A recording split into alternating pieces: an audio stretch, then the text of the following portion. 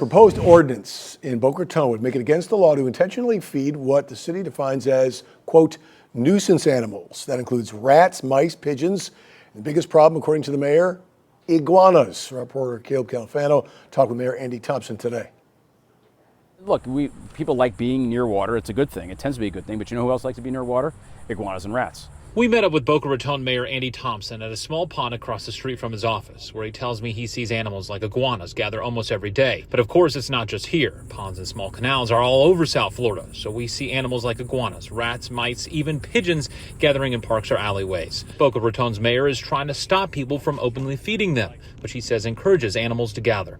So what we're doing is creating a code enforcement issue that if people are found to be feeding these animals to the point where it's causing an issue, like mass congregation, and it's creating a health situation, the city can levy a fine against that homeowner or that property owner or that resident if they see people doing that. According to the proposed ordinance, it would prohibit someone from intentionally placing or leaving a food quantity that would attract these animals to a certain area. The city would not have to prove they only ate the food or caused damage. Officials would only look into the amount and manner it was distributed. The mayor says he requested the ordinance after complaints from residents. We've heard reports of my neighbor is feeding this animal, these kinds of animals, and they're congregating on the home and they're now defecating all over their property and our property, and it's becoming a problem. Violators could face a penalty of up to $100 if caught distributing food. But the mayor tells me the goal here isn't to fine people, it's to get the message across that feeding these kinds of animals is harmful to the residents and the animals themselves. We're not trying to go and